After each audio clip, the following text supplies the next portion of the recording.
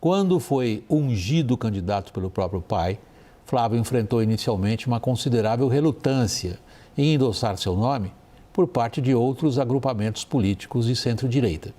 Mas as primeiras pesquisas o colocaram em situação numericamente até favorável frente a Lula, numa sequência de resultados que pareciam dar a ele o privilégio de jogar parado.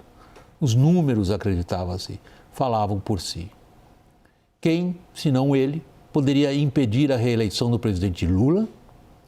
Foi então que Flávio assumiu uma posição comparável à de nome único para enfrentar o atual presidente. O efeito pesquisa na consolidação da candidatura inverteu-se quando começaram a aparecer nos levantamentos resultados decepcionantes em relação aos anteriores. E o que é pior, resultados decepcionantes provocados exclusivamente pelo próprio candidato, seja pela ligação com o ex-banqueiro no centro do maior escândalo da atualidade, seja pela ligação com setores do governo americano que estão empregando instrumentos de coerção contra o Brasil. Preocupante para a candidatura do filho de Bolsonaro neste momento são dois elementos indicados por várias pesquisas. O primeiro é persistente. Há um espaço considerável no eleitorado querendo uma alternativa ao eixo Lula-Bolsonaro. O segundo é o impacto negativo para Flávio num segmento muito pequeno do eleitorado. Eu reitero, é um segmento pequeno que os pesquisadores resolveram apelidar de independentes. Mas numa eleição que está extraordinariamente apertada, qualquer mexidinha tem grandes consequências. Nessa edição vamos falar também do projeto de renegociação das dívidas do agro, que está dando uma bela confusão, e da inflação nos Estados Unidos pressionando Donald Trump, embora ele diga que I love inflation. Vamos aos participantes da roda neste momento. Não, peraí, antes de apresentar os participantes, deixa eu trazer para vocês uma atualização com as últimas informações. Primeiro nós vamos aqui, ao vivo a Brasília, tratar disso que eu estava na abertura do programa trazendo a vocês. A campanha de Flávio Bolsonaro está buscando qual a melhor conduta diante do que é uma óbvia piora nas pesquisas. Os levantamentos têm, sim, trazido quedas do senador, não importa qual, isso aí é entre todos eles. Sobretudo naquilo que eu vinha me referindo, chamado centro, uma falta de um nome melhor.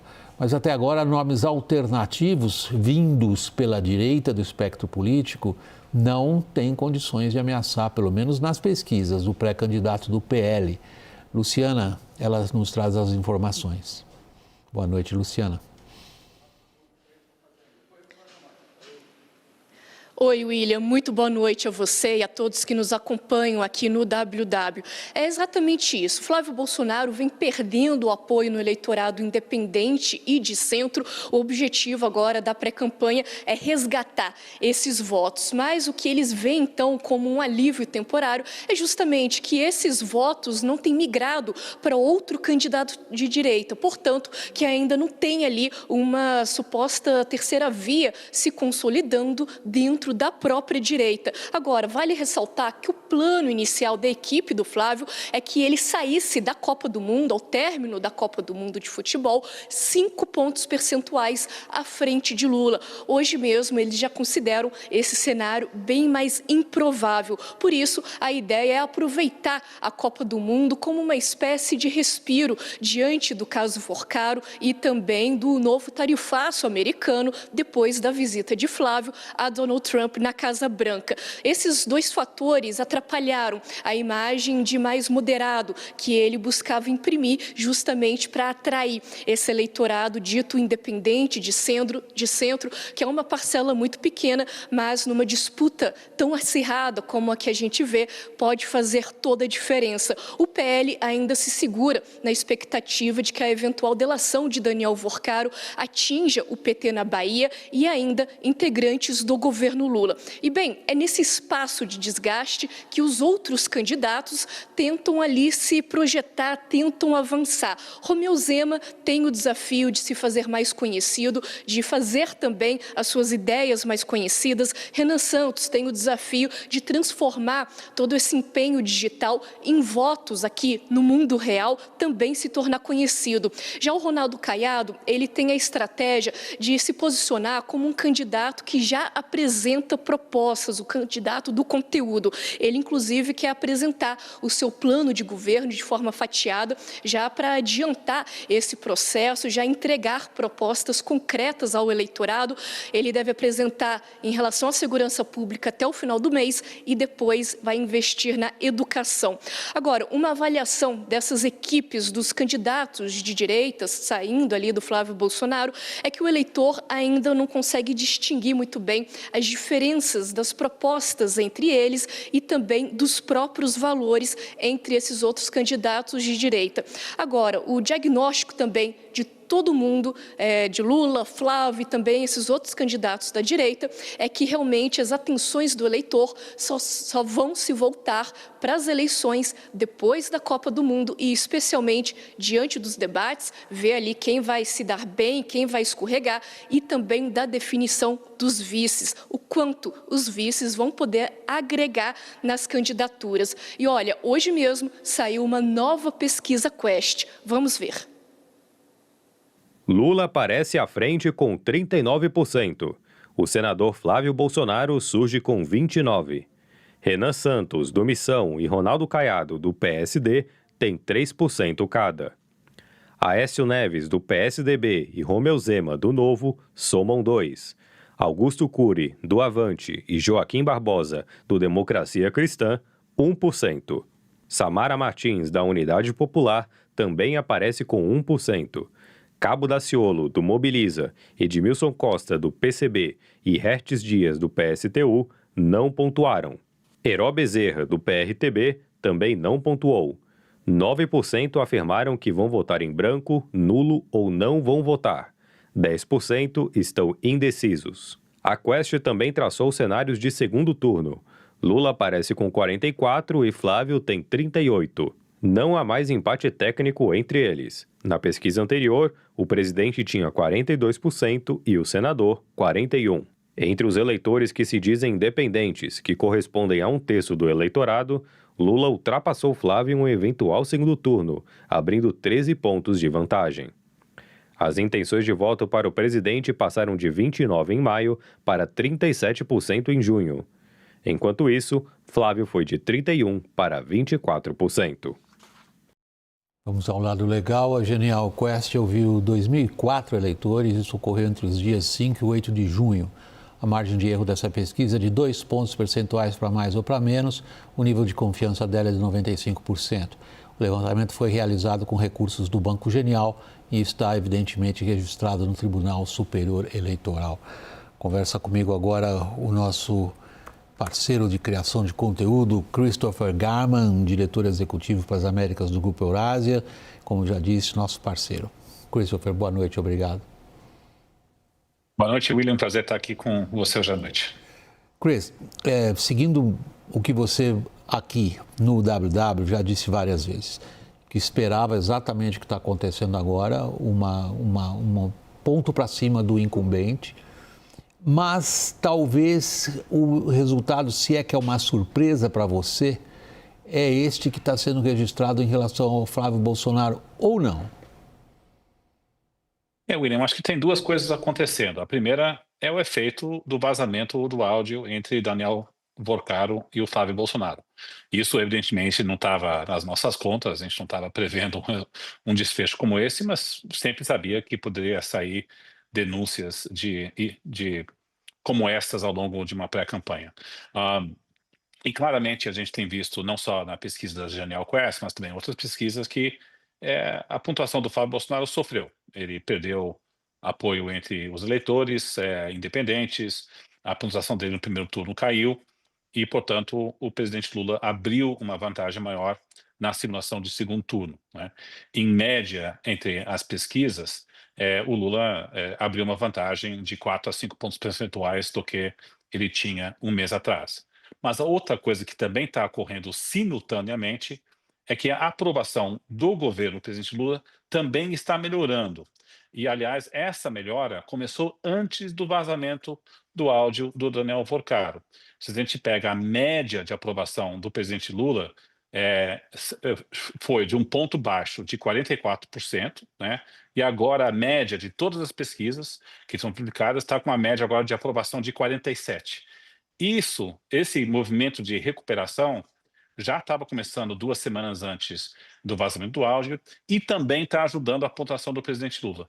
Então, 2 coisas estão ocorrendo simultaneamente. A aprovação do presidente está melhorando e nós temos o impacto do vazamento do áudio. Então, é uma mistura dos dois, mas o que a gente sempre tinha apontado aqui nesse programa é que, geralmente, a aprovação de governo sobe nos 5 meses antes de uma eleição. E isso é por causa de programas populistas, que ajudam o sentimento do consumidor, e a gente tem uma grande lista de programas que estão começando a surtir seu efeito. Então, eu diria que para a campanha eleitoral, eu até estou de olho, igualmente importante, nessa recuperação do presidente Lula e para ver se isso continua ou não, independente do caso Vorcaro. Eu lembro, inclusive, de você citar nessa sua linha de argumentação, Chris, o que aconteceu com Bolsonaro nesse mesmo momento na eleição 4 anos atrás, quando ele também começa a registrar e vai levando essa tendência, mas não foi o suficiente, como sabemos pelos resultados. Está conosco agora, conseguimos finalmente a ligação. A internet nos ajuda agora para a gente poder ter o Caio Junqueira a bordo. Boa noite, Caio. Boa noite, William. Boa noite a todos. Caio, vamos seguir a linha que o Chris está dizendo. Duas coisas convergem, porém, na mesma direção. Elas convergem em tornar a candidatura, em fazer com que a pré-candidatura de Flávio Bolsonaro enfrente, neste momento, uma situação bem pouco confortável. Como é que a campanha está vendo isso? Como, digamos, turbulência, passou a nuvem da turbulência, voltamos no voo normal? Ou soou lá um alarme? Não, acho que esse alarme está soado desde que teve o vazamento dos áudios envolvendo o candidato com o Daniel Vorcaro. Isso é um fato. Agora, a campanha trabalha muito com o tempo, né? Se a gente notar os movimentos da política de 6 meses para cá, eles vão e voltam, né? Já teve um momento que o Lula era favorito, depois teve o momento do lançamento da candidatura do Flávio, ele decolou de fato. Em abril, todas as apostas eram no sentido de que ele seria, de que ele estava à frente, de que ele era o favorito, e isso a partir de maio se desfez, né? Tanto começando ali com a campanha contra o Ciro Nogueira, quando começou o caso Massa a pegar a direita.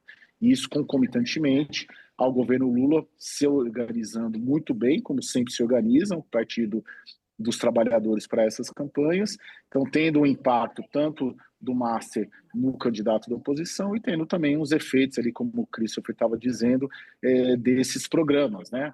O governo está trabalhando muito há 2 meses, pondo na rua um monte de programa, então as pesquisas têm isso. Como que a campanha sente hoje, a campanha do Flávio? Uma travessia, ele está no momento de uma travessia, eu tenho falado, uma travessia num vale escuro, você não sabe onde vai chegar, né? E aí tem esse começo de Copa do Mundo impactando isso e tendo o calendário eleitoral a seu favor. Está todo mundo esperando para ver se depois, ali, meados de julho, quando começar o período das convenções mesmo, qual será a situação dele. Ele vai conseguir recuperar esse terreno? Ele vai até o fim?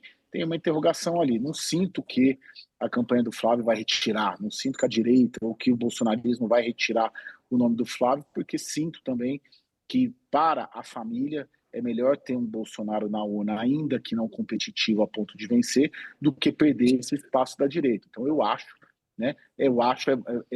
Análise com informação, que ele vai até o fim, independentemente da viabilidade dele de derrotar o Lula ou não. Mas a campanha passa por esse momento de tentar ali conter a sangria, né? A gente pode ter algumas alusões, por exemplo, uma represa que está furada, está vazando água, o candidato tomou um tiro, ainda está se recuperando. Esse é o momento da campanha. E para resolver isso, só o tempo. 1, 2, 3 semanas, 4 semanas, 1 mês. Tem o prazo final ali das convenções e do registro, entre 20 de julho e 5 de agosto. Esse é o prazo ali para sentir mesmo essa confiança. Eles estão num trabalho de recuperação de credibilidade, ainda não conseguiram, né, resgatar o status que estavam antes, mas tem tempo para isso na avaliação deles. Deixa eu ver, Caio, o que nós estamos no pedaço da conversa nossa agora é tentar vislumbrar quais são os fatores que pesam e em que direção eles pesam. A Eurásia, Chris, tem dado grande ênfase no trabalho que vocês fazem de cenários de risco, cenários políticos, a fatores que ninguém controla, que são os fatores internacionais. Nós estamos vendo hoje, uma parte do programa relevante hoje é porque Estados Unidos e Irã estão numa conduta agora que coloca em séria dúvida o que vai acontecer em Hormuz, portanto, quais as consequências disso para a economia mundial, portanto, quais as consequências disso para as vulnerabilidades do agro brasileiro, por exemplo, em relação ao que acontece lá no Oriente Médio. Isso se traduz em inflação, e inflação prejudica qualquer incumbente, mas não é algo que qualquer governo possa controlar em qualquer lugar, número um. Segundo ponto ao qual vocês dão muita ênfase nas análises que vocês fazem, é esse sentimento antissistema, esse sentimento, algo precisa mudar, de alguma maneira precisa mudar. Em função dessas últimas pesquisas, como é que você faz o balanço agora desses fatores? Assim, o que a gente está muito de olho, até como coloquei, William, a trajetória de recuperação da aprovação do presidente Lula vai continuar ou não, né? Se o efeito de todos os programas vão continuar a trazer um ponto a mais para o presidente Lula, a aprovação dele vai subir 2 pontos percentuais. Eu até diria que, olhando o impacto da Copa do Mundo, não só pode dar um respiro para o Flávio, mas também pode ser um noticiário benigno, não negativo, que permita que esses programas sociais e anunciados pelo governo se traduzem em um aumento de aprovação do governo. Então, pode ajudar também o presidente Lula. Mas um risco que ele corre é que o cenário externo, né, seja uma guerra voltando a se aprofundar no Oriente Médio, e a nossa visão da Eurásia é que estamos mais preocupados com o tempo necessário para poder chegar a um acordo entre o Irã e os Estados Unidos. Podemos ter o Strait de Hormuz fechado por um período mais longo, pelo menos mais um mês nas nossas contas, chegando a quase 2 meses, e podemos ter uma retomada de hostilidades. Isso pode se traduzir em um choque inflacionário global maior nesses próximos meses. E também nós estamos vendo o real, que foi de quase 4,90 para o dólar, agora está tradando em 5,20. Isso por quê? Porque temos atividade de inflação mais nos Estados Unidos, o Banco Central americano deve reduzir juros. Então, é um câmbio mais desvalorizado, com um conflito no Oriente Médio deteriorando, e também temos El Niño, que pode chegar aqui no Brasil. Então, você pega todos esses fatores, eu diria que um risco para a campanha do presidente Lula é que o custo de vida, né, fique mais elevado e preço de alimentos sobe. Então, para a campanha do presidente, eu acho que isso é um risco que ele não controla, mas existe de fato. Então, por isso que é difícil cravar que essa recuperação da aprovação do presidente vai continuar.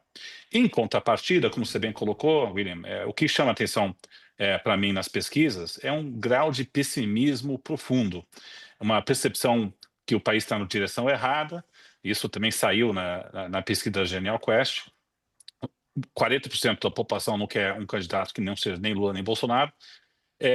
É difícil a gente traduzir esse ambiente de pessimismo e um certo desgaste das duas forças políticas em intenção de voto para outros candidatos, porque os outros candidatos não são conhecidos. Então, mesmo que o Flávio se enfraquece perante uma base dos independentes, não tem para onde ir, porque esses eleitores não conhecem os outros 3 candidatos. Então, não é um teste real dizer que esses candidatos não são viáveis, porque eles não estão subindo agora. Só vamos descobrir mesmo na campanha, quando esses candidatos podem se apresentar. Eu acredito que existe um espaço, sim. Não aposto num candidato que não seja Flávio chegar no segundo turno, mas eu acho que essa possibilidade está sendo subestimada olhando esse desencanto profundo. Mas as pesquisas dessa última semana não vão dar pistas nas intenções de voto, simplesmente que os candidatos não são conhecidos agora. Isso é excelente. Obrigado pela provocação, Chris. Ela tem sido reiteradamente trazida por você, né? Inclusive, você diz os chamados especialistas, ou seja, jornalistas de televisão, na sua avaliação, estão dando pouco espaço para a possibilidade de uma alternativa. Não vamos usar a palavra terceira via, ninguém quer usá-la, mas uma alternativa ao eixo principal de confronto Lula versus Bolsonaro. Caio, como o Chris ressaltou, essa pesquisa traz de novo essa janela em termos de número de pessoas que falam assim para os pesquisadores: eu não quero saber desses dois, eu quero uma coisa diferente. Como que isso, Caio, você como repórter político, bate nos agrupamentos de centro-direita não bolsonaristas que têm que decidir o que vão fazer? Bom, William, os agrupamentos de direita não bolsonaristas torcem muito para uma terceira via, que eu chamo de segunda via da direita. A terceira via nas outras eleições costumou ser um caminho do meio, né? As alternativas ao Flávio Bolsonaro, elas estão à direita dele ou muito no campo da direita. Esse é um dado. Tem uma expectativa de que se viabilizem, sim. Agora, eu sinto também que, ao mesmo tempo, entre Lula ganhar e ter uma alternativa à direita e ir com o Flávio, eles preferem ir com o Flávio, né? Ou seja, o sentimento de que é preciso derrotar o Lula é mais forte do que o sentimento e a capacidade de fazer vir à tona com força uma candidatura que não seja do Flávio.